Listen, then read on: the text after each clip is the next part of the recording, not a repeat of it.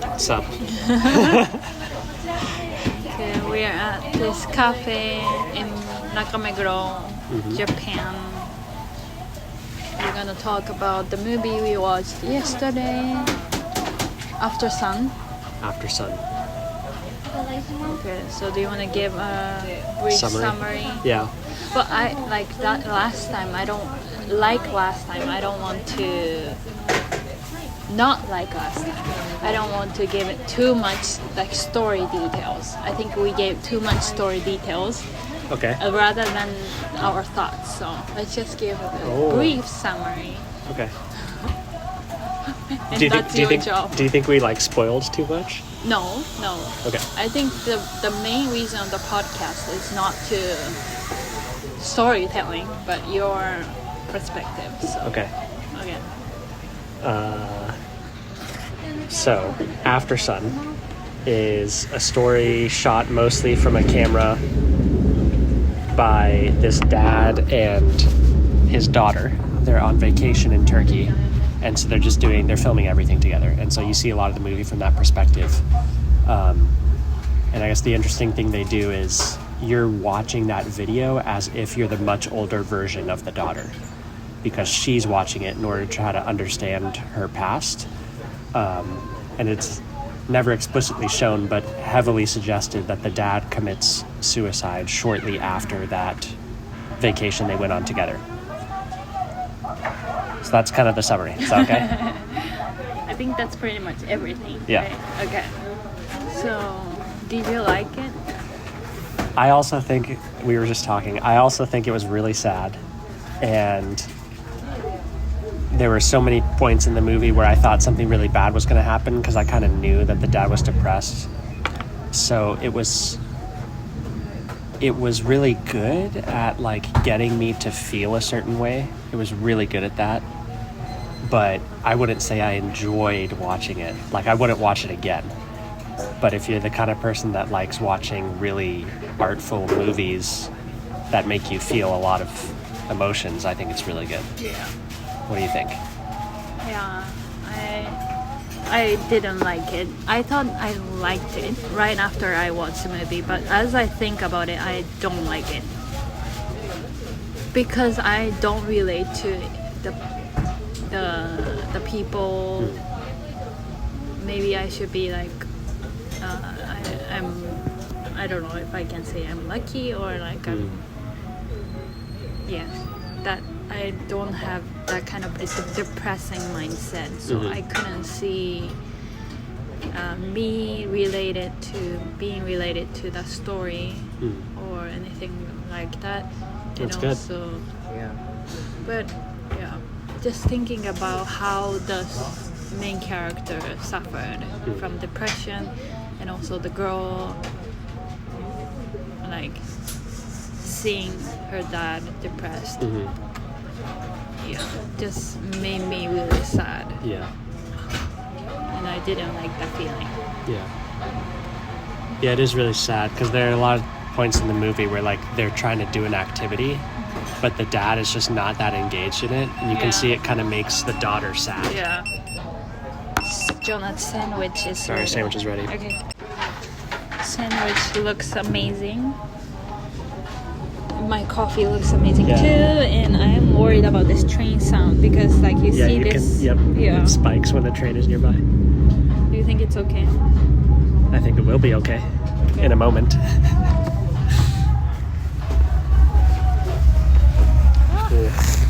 Okay, so yeah, the Nana's karaoke coffee has a scene. fluffy little hat on it. Yeah. The karaoke, the karaoke scene. Yeah. That was pretty bad. Yep. Do you want to explain that one? Yeah, so the girl's name is Sophie, and this says NOC on it. The girl's name is Sophie, and as the last day of it's not the last day. No. As like the last few days of the vacation, she wanted to do karaoke thing. And like you do karaoke in front of people. I like the hotel. Yeah, I like the hotel, and you have to sign up for the song beforehand, and she did Yep. secretly. Yeah, she signed up hoping that her and her dad would both go sing karaoke together. But the dad was like, "Oh my God, did you sign up?" Then she's like, "Yeah, let's sing." But he didn't participate. She just sang. And she looked Alone, really whole lonely time. and sad up there singing alone. Yeah. That showed that Colum, the dad's name, the Colum was not a good dad at all. Well, he wanted to be a good dad so badly, but But he couldn't. his depression was intense. He could not do it. So, I mean, I think he was trying really hard to be a good dad, but he just couldn't. Yeah. Yeah, it was really hard to watch Sophie up there singing alone. And one thing that this movie does is that it doesn't show you the short version of events. It shows you the whole event. Like, sometimes it's kind of slow. Like, the movie, in a way, it's kind of boring.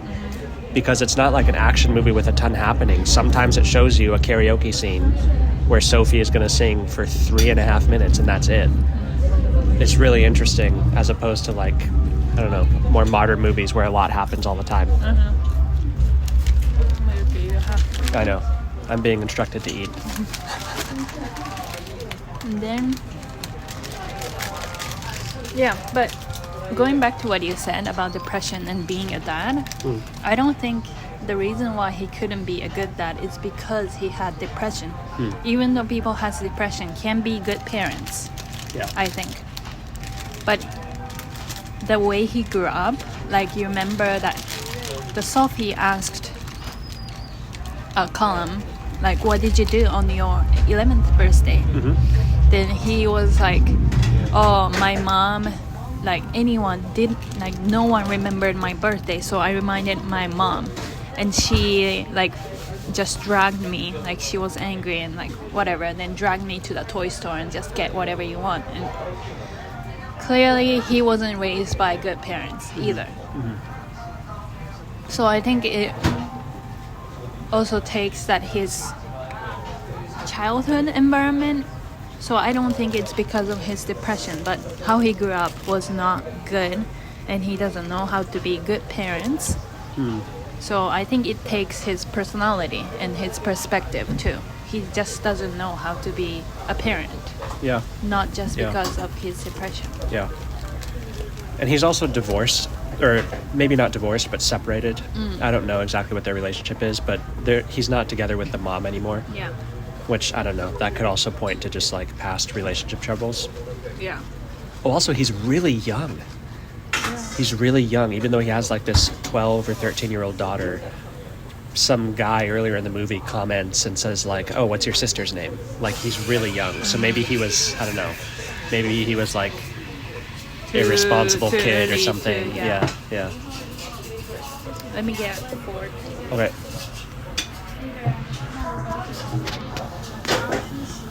All right, we're back. Roy was, yeah. And I had a feeling that Sophie also will have a depression. Sophie, the adult Sophie. So there is a scene that like Sophie becomes an adult, and like it's like she's looking her past back. Yeah. The story. So the adult Sophie, I had a feeling that she also had depression too. So what Colum had was like biologically has depression. So she might have it too. Yeah. She inherited his depression issue. As like the last scene, like Sophie was looking at the videos from the past that she Yeah. was taking the whole time at the vacation. Yeah. And she looked so sad, and the atmosphere she had was like so depressing. Even though it was like probably at least 10 years later, if not much more. 10 to 15 years later. Yeah. But she also had a partner and a kid. Yeah. But remember that the partner told her that happy birthday. She wasn't like she didn't look happy at all. I wonder if she was watching these movies on her birthday. I think so, yeah. Wow. Okay. So That's it kind of interesting. shows that she's like not very in a good place of her life. So I think she inherited the depression issue. Okay, let's pivot a little bit. What did you think about the style of the movie?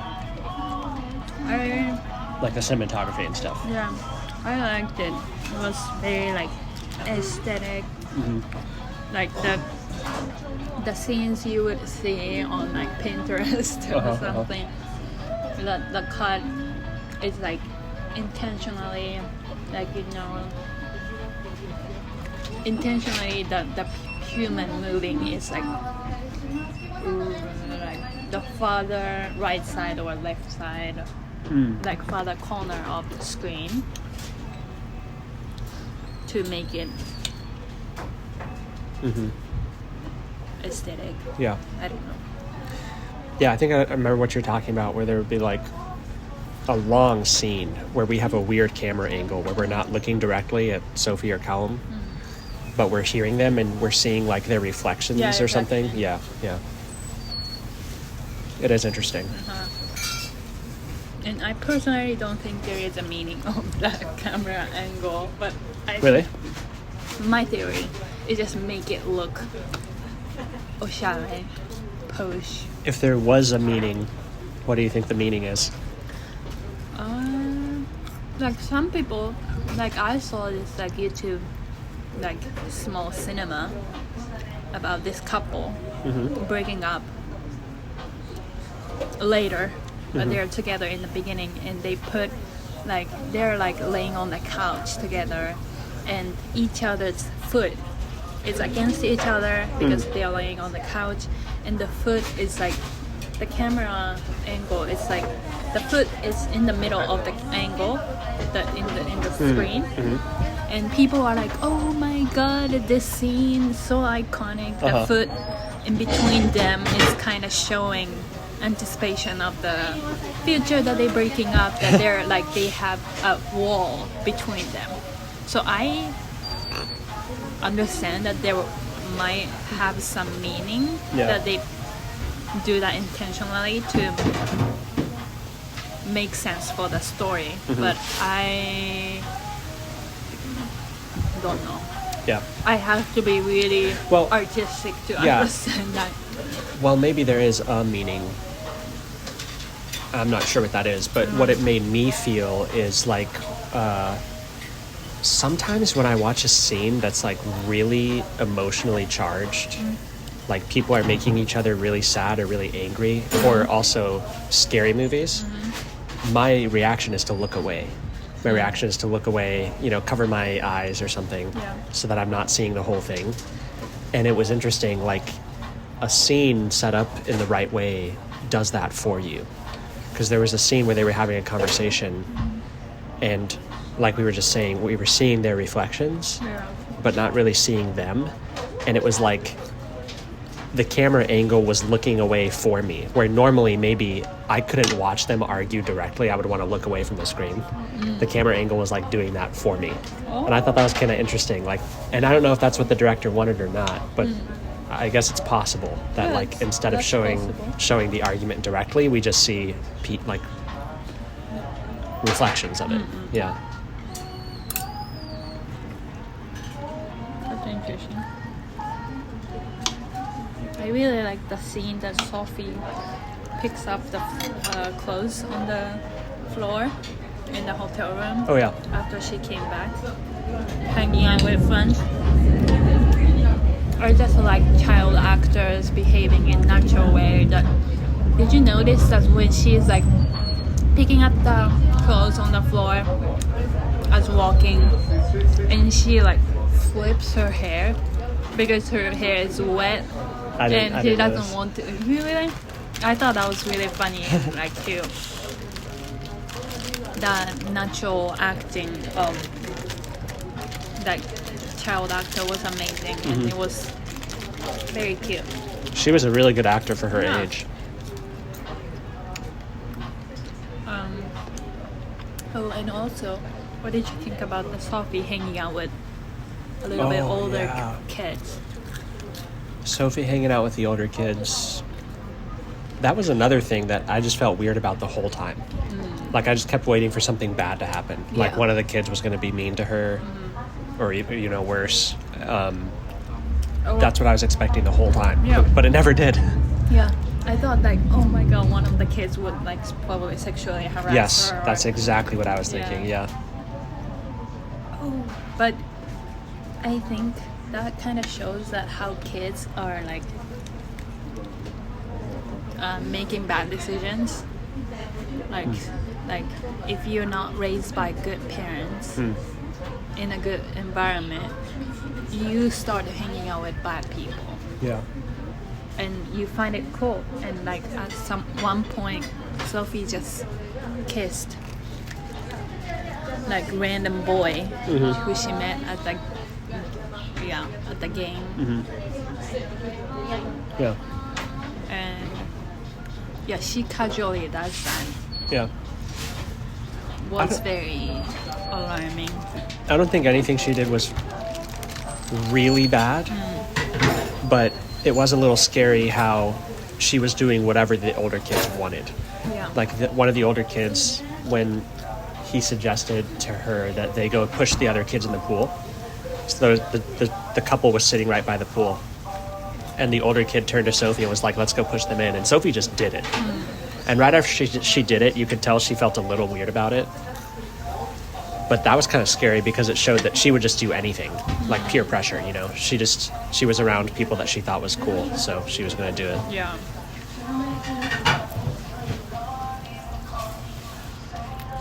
That also suggests that she's going to have a hard life later.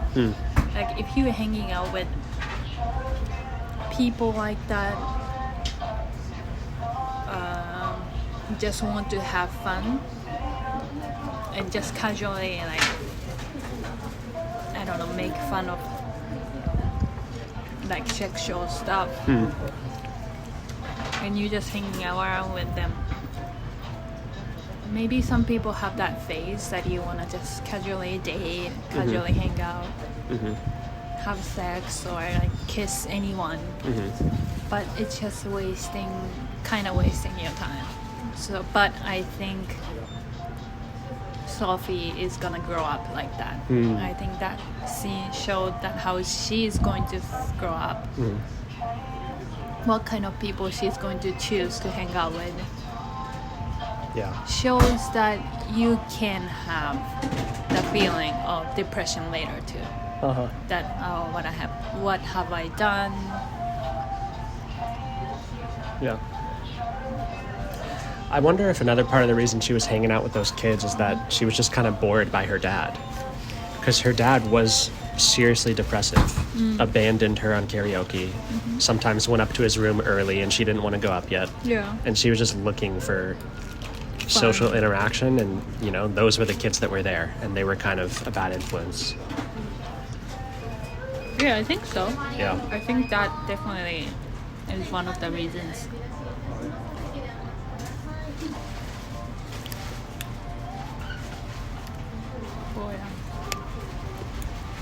Oh yeah. I didn't really like it. Yeah. I didn't like it, but I liked how artistic it was. Yeah. It was very artistic. Almost to the point of being boring for me at times. Yeah. I just kept thinking, like, wow, this is like real life. Like, it felt like not a movie. It felt really real, because there would just be a scene where you look at Callum. He had just bought this rug. Do you remember when he was in the rug store? He had just bought this rug, and it's just a scene of him leaning against a stack of rugs, looking either really sleepy or really depressed or something. And it's like him doing that for like 2 minutes. Yeah. And then the guy comes up and gives him the receipt for the rug he just bought. Yeah. I think we're not that kind of people, like, looking at that scene and like, oh my god, this scene is like amazing. Well, like, I don't get that artistic side, or like there is like meaning towards that scene. But what does it make you feel? What does a scene like that make you feel? Boring. Just boring? Yeah. I felt a few things, like I felt, wow, okay, Callum's really depressed because he's just staring off into space and he spent so long in that rug store. I feel that story side. But I also felt like, in a way, I kind of appreciated how the movie did stuff like that, because real life isn't always super exciting. Like, a lot of real life is kind of just boring. Like, you're moving between things. Yeah. And so I kind of appreciated how they showed some of that. Yeah. It's, like, very realistic. But yeah.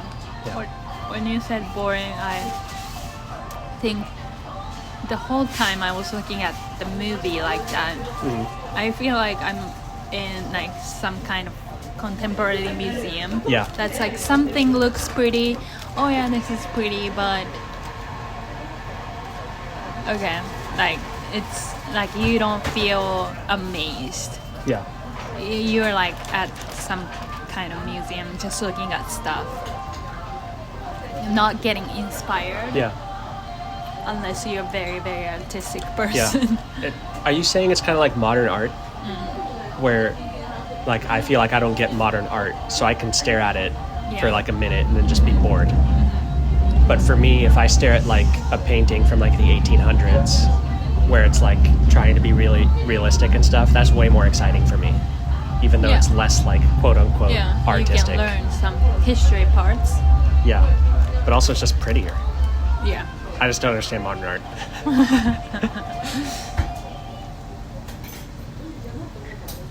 Yeah, but I do enjoy something that's, that has like waves of, I don't know how to say, but something that's interesting to see. I don't know. So like, for example, I enjoy looking at like contemporary dance when they have like storylines, and I think movies and like museums are kind of different because you're looking at some visual without like, not like live action thing. Yeah, I don't know if I'm experiencing like, but it's okay. Okay. One thing just that the movie I think does really well is, because it's boring, I feel like it gets the message across so much better that like this is just a terrible situation. Like, it does not glorify depression.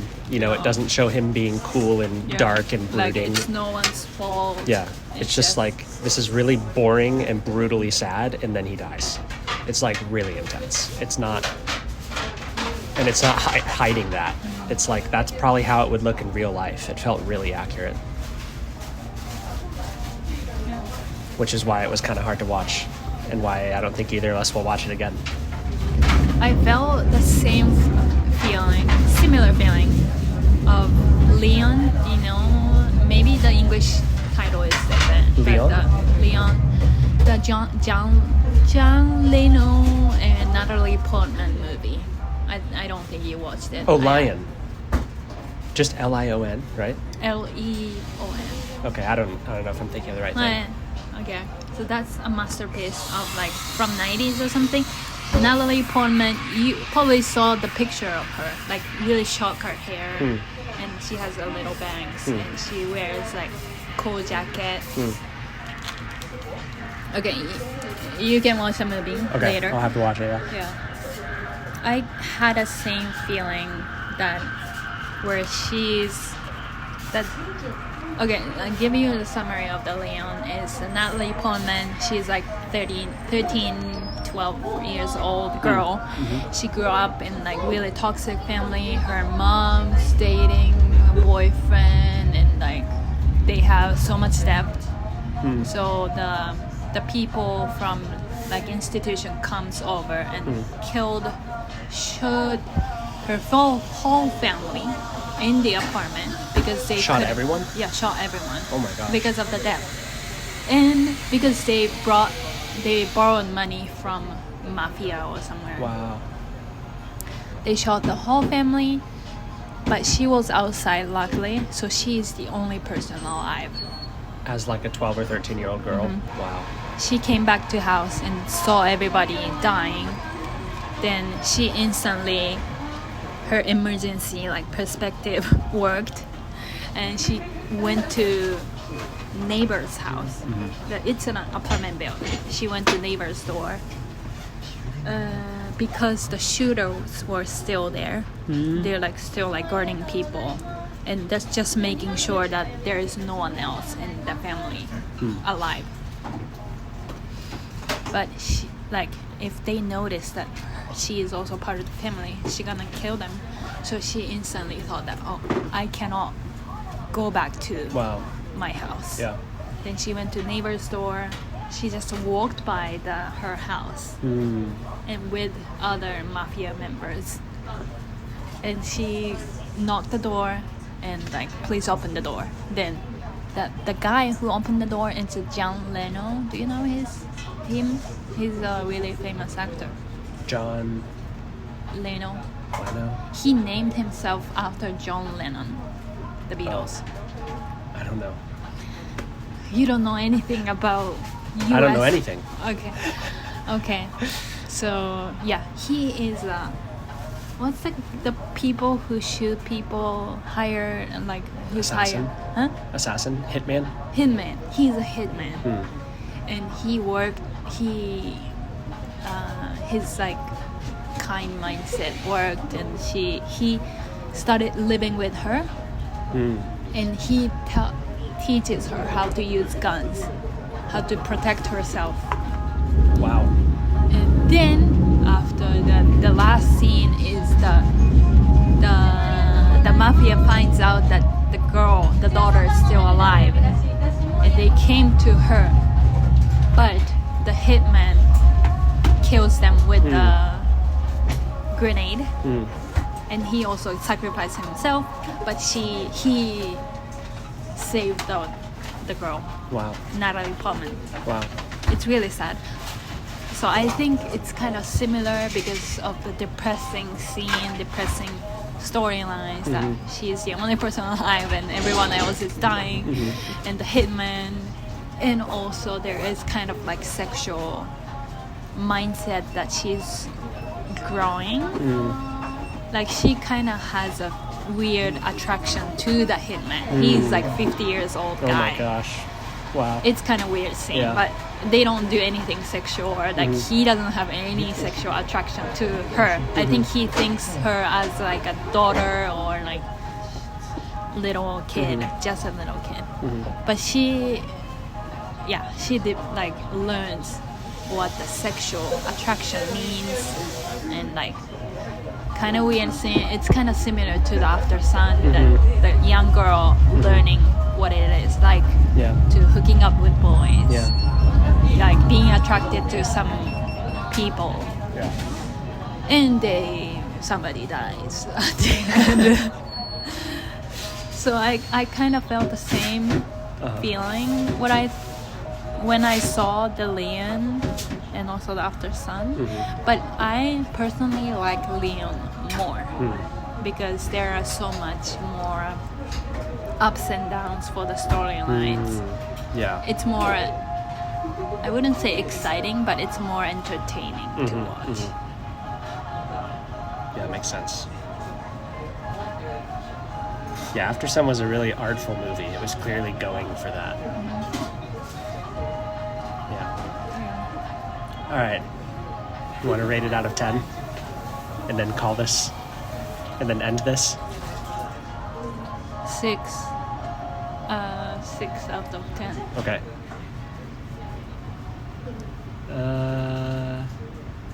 I give it a 7. I think it does a pretty good job at what it wants to do, but it's hard to watch. Okay. So that has been Aftersun. Yeah. With an additional bonus review of Leon in the middle. Okay. Bye. Bye.